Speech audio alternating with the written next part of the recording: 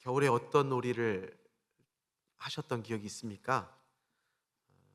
요즘같이 디지털이 발전하지 않았던 아 저의 어릴 때만 해도 디지털이 발전하지 않았습니다.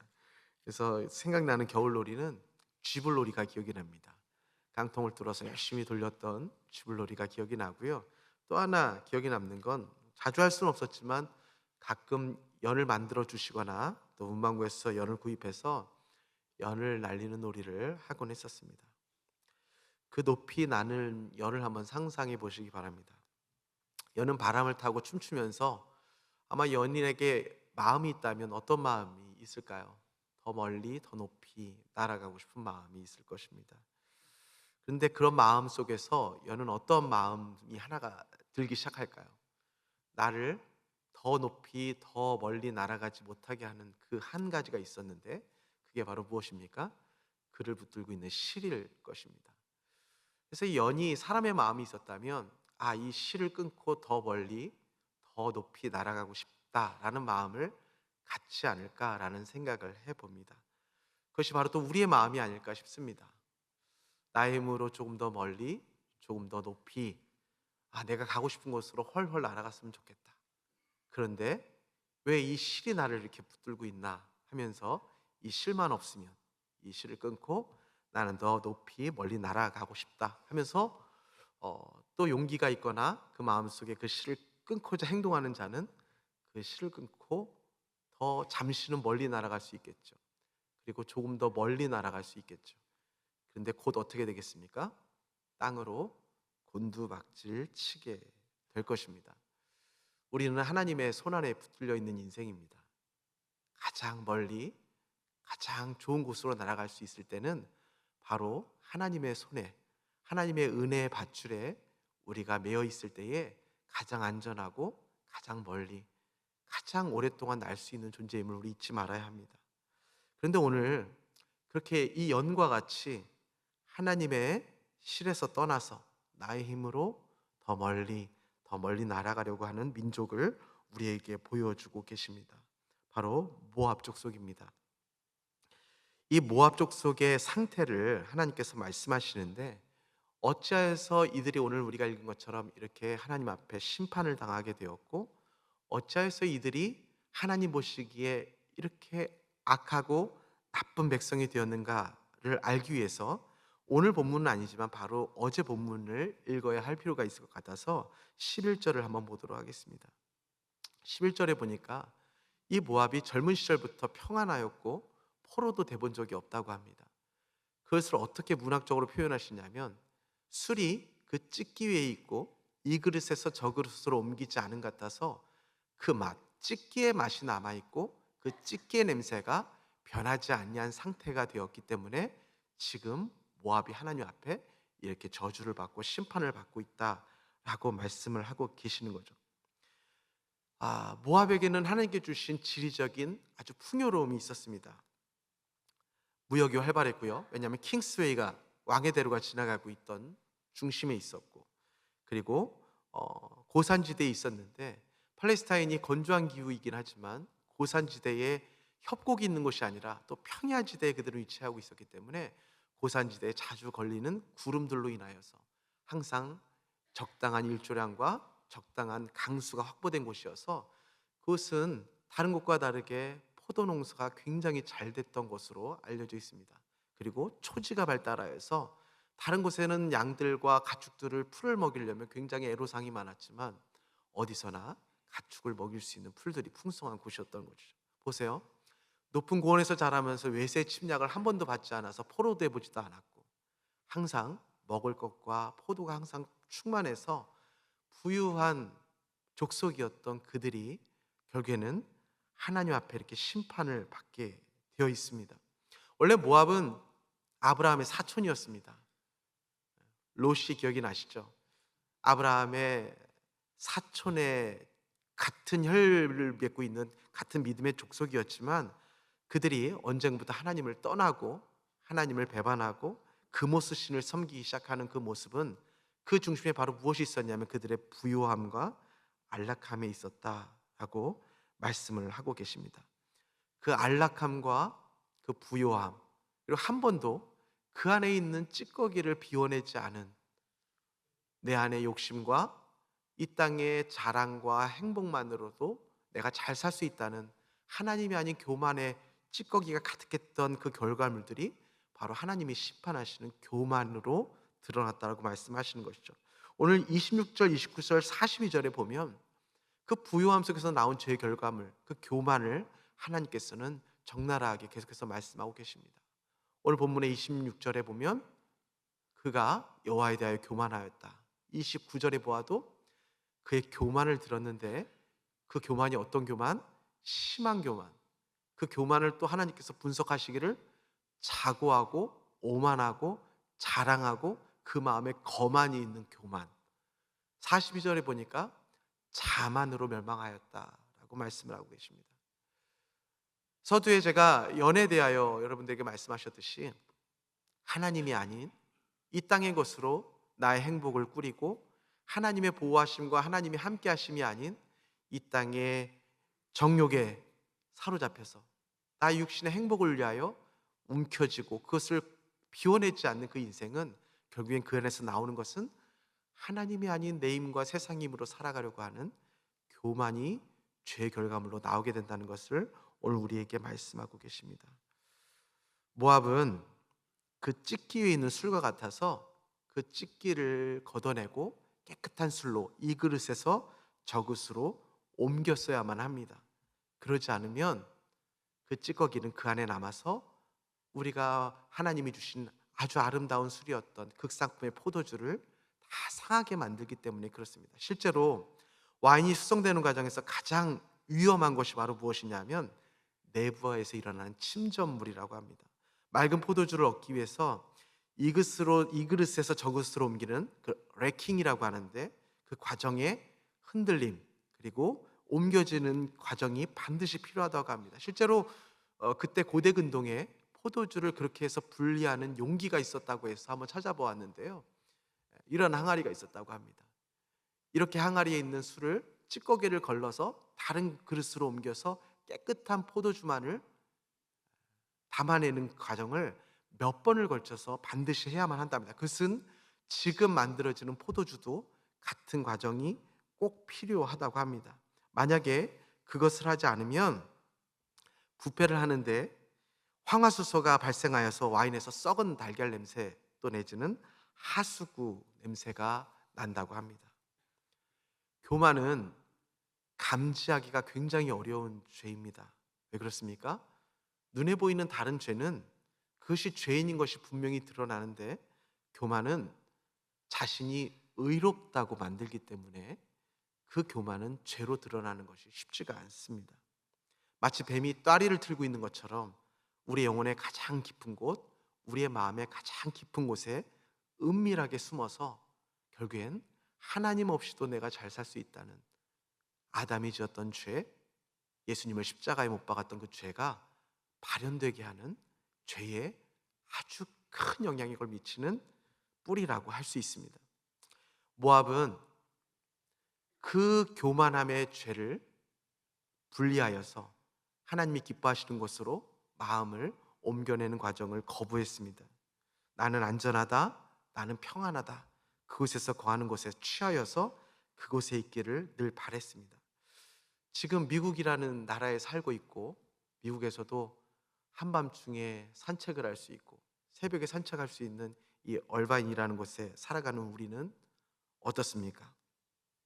혹시 우리도 하나님 없이 이 땅에 주어진 풍요로움과 안전함과 또 우리 아이들이 교육을 잘 받을 수 있는 이 환경으로 인하여 하나님을 대신하며 살아가려고 하는 경향성, 보이지 않는 가슴 깊이 있는 교만이 우리 가운데 있지 않습니까? 오늘 하나님께서는 그것을 이렇게 미워하시고 경멸하시는 모습을 우리에게 보여주고 계십니다.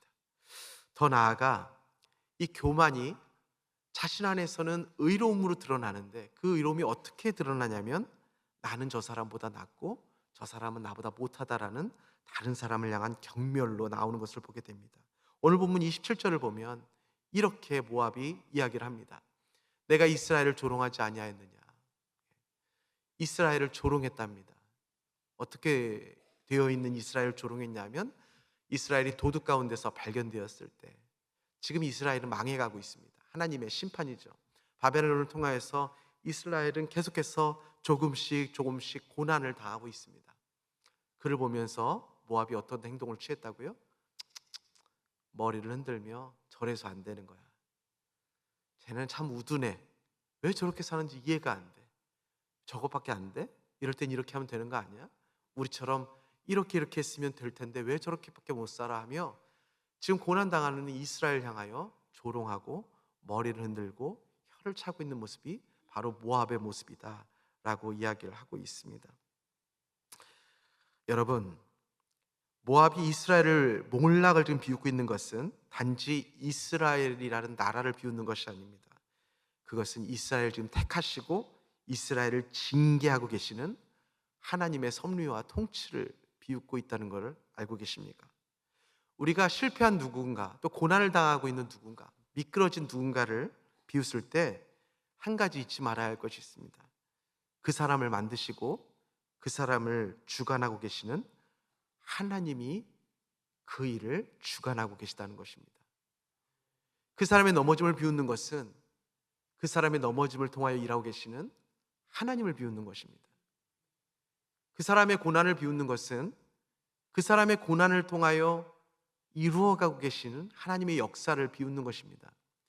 욥이 고난을 당할 때 그의 주위에 있는 사람들이 다 어떻게 했습니까?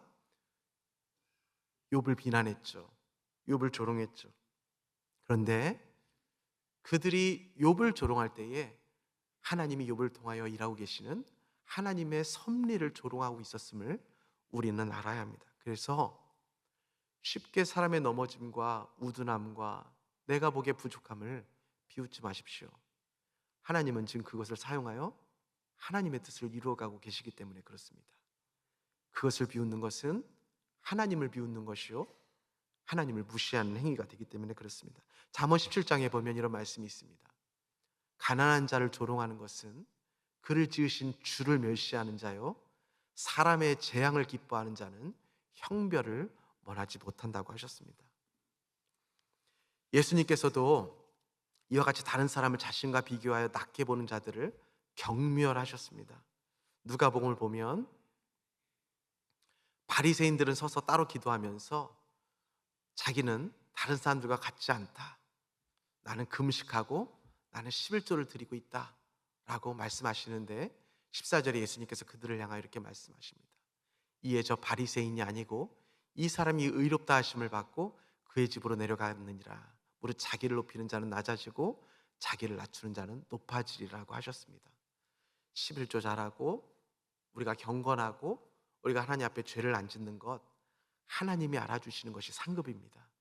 그러나 저 세리가 나보다 못하고 저 세리가 헌금을 못하고 저 세리가 날마다 더러운 사람들과 함께하고 저 세리가 삶이 온전치 않다고 비웃을 때에 하나님은 여전히 그 부족한 세리를 통하여 만들어가고 계시는 것을 잊지 마십시오.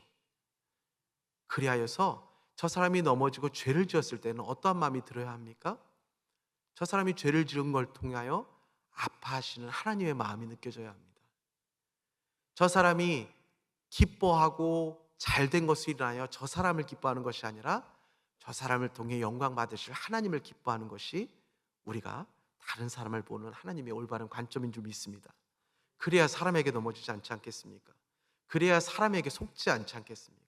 나에게 잘해주는 것도 하나님께서 저 사람을 통해 나를 후대하시는구나 라고 보면 우리가 사람을 통해 그 고마움 때문에 넘어지지도 않고 온전한 고마움을 하나님께 돌릴 수 있는 줄 믿습니다. 우리가 이처럼 성경적인 바른 가치관을 가지고 있으면 우리가 쉽게 사람들을 무시하고 이렇게 모압과 같이 다른 사람들을 경멸하는 죄를 짓지 않을 수 있다고 생각합니다.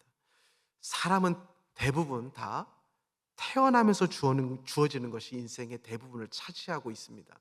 이게 무슨 말이냐면 옛날 얼만큼이나 지난 한 10년은 넘은 것 같은데 어떤 기사를 본 적이 있습니다.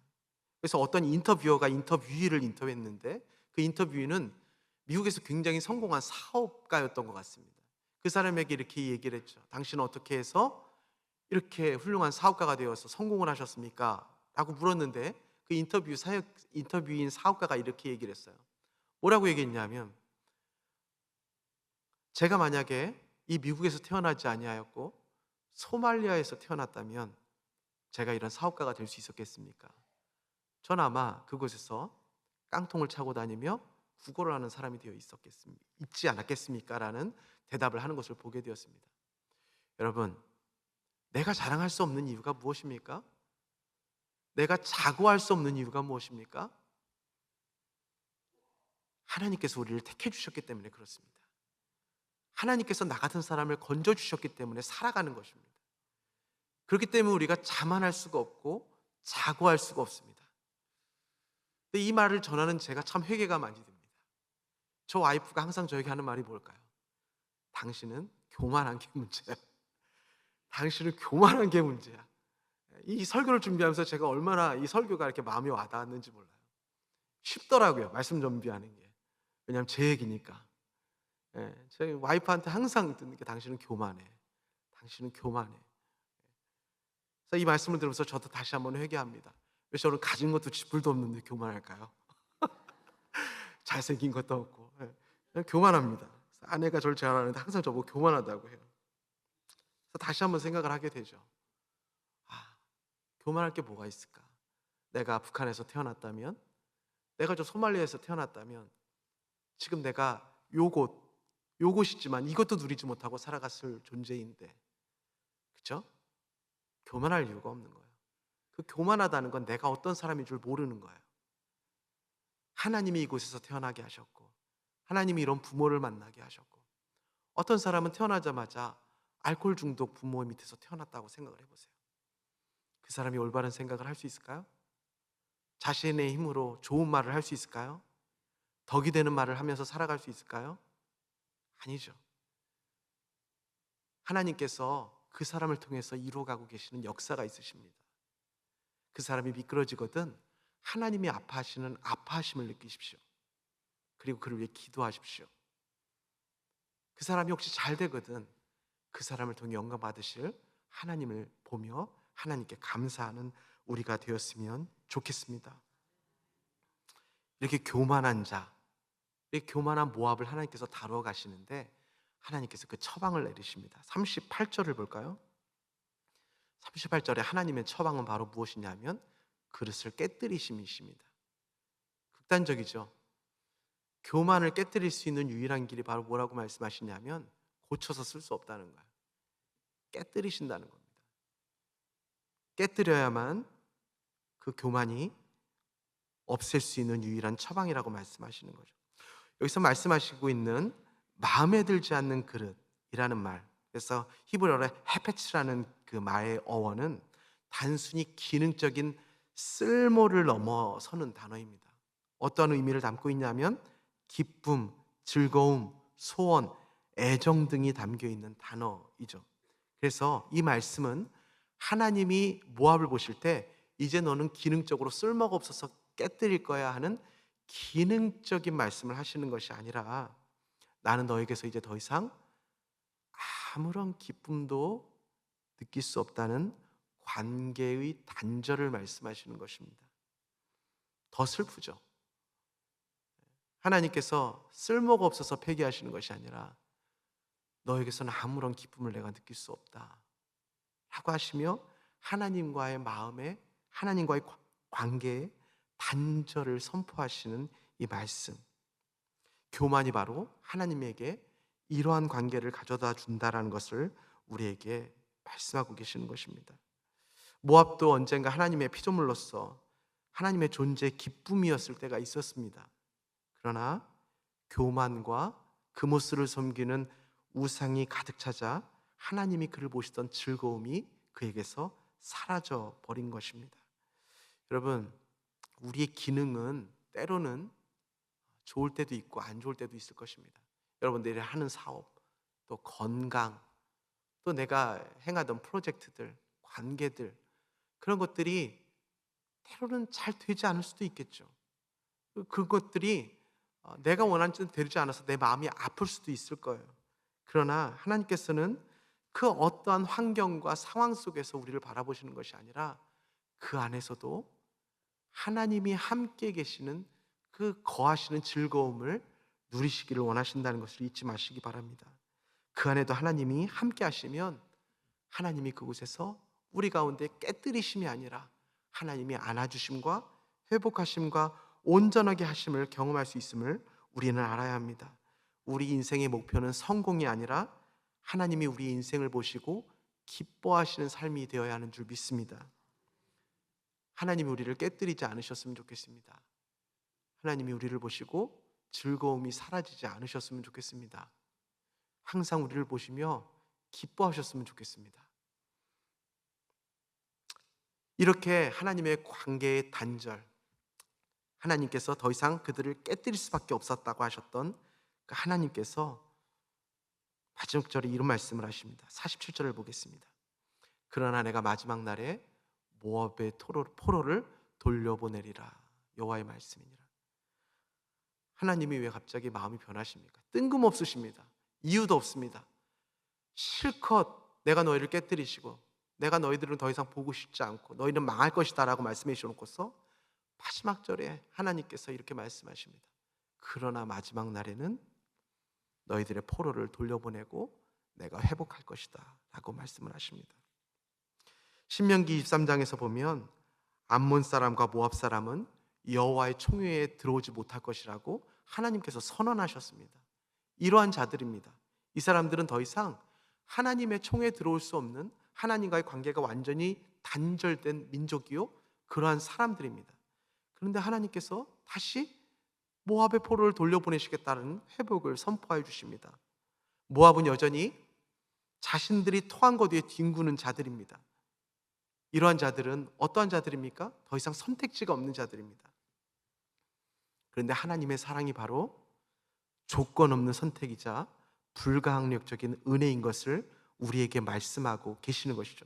인간의 조건으로는 영원한 단절이 마땅하지만 하나님의 사랑은 그 영원한 단절을 뚫고 찾아오시는 회복이요 생명인 줄 믿습니다. 마태복음 1장 5절을 보겠습니다. 살몬은 라합에게서 보아스를 낳고 보아스는 루색에서 오벳을 낳고 오벳은 이새를 낳고 저곳에 모압 사람이 한 사람이 있습니다. 누굴까요? 암몬 여인, 모압의 여인, 죄송합니다. 모압의 여인 룻입니다. 아브라함을 떠나갔던 롯과는 달리 하나님께서 예수님의 족보에 모압의 여인 룻을 올려주셨습니다. 이것은 무엇을 우리에게 말씀하고 계시는 겁니까? 아브라함의 조카 롯의 있음은 예수 그리스도의 족보에 들어가지 않지만 실패한 의인, 부끄러움 가진 그 롯의 이름을 지워주시고 바로 예수 그리스도의 족보에 모압의 여인 룻이라는 이름을 하나님께서 기록해 주셨습니다. 이것은 바로 하나님께서 수치된 이름을 감추시지만 예수 그리스도를 통하여 예수 그리스도의 구원의 은혜는 어떠한 하나님의 형벌도 뛰어넘어 우리를 찾아오시는 하나님의 사랑임을 선포하고 있습니다. 여러분, 죄는 우리를 하나님과 단절됐다고 선언하고 우리는 소망이 없다라고 얘기하지만 예수 그리스도의 십자가의 그 사랑은 그 모든 것을 뛰어넘고 우리를 구원해내시는 하나님의 사랑인 줄 믿습니다. 고린도후서 5장 17절에 이렇게 말씀하십니다. 그런 중 누구든지 그리스도 안에 있으면 새로운 피조물이라. 이전 것은 지나갔으니 보라, 새 것이 되었도다. 은혜가 무엇입니까? 은혜는 자격을 얻을 만한 자들에게 주는 것이 은혜가 아닙니다. 모압 백성처럼 하나님이 토하여 내실 수밖에 없고 넌 영원히 끝이야. 너의 죄가 얼마나 큰 줄 알아? 넌 영원한 저주를 받을 수밖에 없어 라고 선포된 자들에게 주어주시는 하나님의 은혜가 십자가의 은혜입니다. 잊지 마십시오. 우리는 하나님에게 의하여 영원히 토해냄을 받은, 영원히 단절된 그러한 죄들입니다. 우리에겐 소망이 없고 모압 백성이 바로 저요 여러분들입니다. 그 교만이 바로 저의 교만이요 여러분들의 교만입니다. 그래서 우리는 영원한 저주받은 백성들임을 우리가 알 때에 십자가의 은혜를 온전히 누릴 수 있음을 우리가 알아야 합니다. 모압은 그 찌꺼기를 버리고 싶지 않아서 이 그릇에서 저곳으로 옮기는 것을 거부하였습니다. 늘 그 냄새나는 세상에 주는 안락함, 하나님보다 더 좋은 돈, 하나님보다 더 좋은 포도주, 하나님보다 더 좋은 가축들을 부여잡고 하나님 없이 살 수 있다는 이 땅에 썩어질 것들을 붙들며 결코 하나님이 기뻐하시는 그릇으로 옮기는 것을 거부하며 살았던 자들입니다. 그러나 예수님은 우리를 위해 옮겨지셨습니다. 빌립보서에 보면 그는 근본 하나님의 본체시지만 하나님과 동등됨을 취할 것을 여기하지 아니하시고 오히려 자기를 비우셔서 종의 형체를 가지시고 사람들과 같이 되셨고 사람의 모양으로 우리를 나타내셔서 죽기까지 복종하시고 십자가에서 죽으셨다라고 말씀하고 계십니다. 가장 맑고 거룩한 극상품이신 예수 그리스도는 하늘보좌라는 가장 안전한 그릇에 머물러 있지 않으시고 스스로 그 그릇을 비우시고 기울이셨습니다. 그 극상품인 포도주께서 기울여서 쏟아지신 곳은 왕궁과 좋은 집이 아니라 베들레헴 말구유라는 곳에 쏟아지셨습니다. 갈릴리의 가난한 삶으로 쏟아지셨습니다. 그리고 마침내 골고다 십자가 위로 쏟아지셨습니다. 남김없이 쏟아 부으셨습니다. 십자가가 무엇입니까?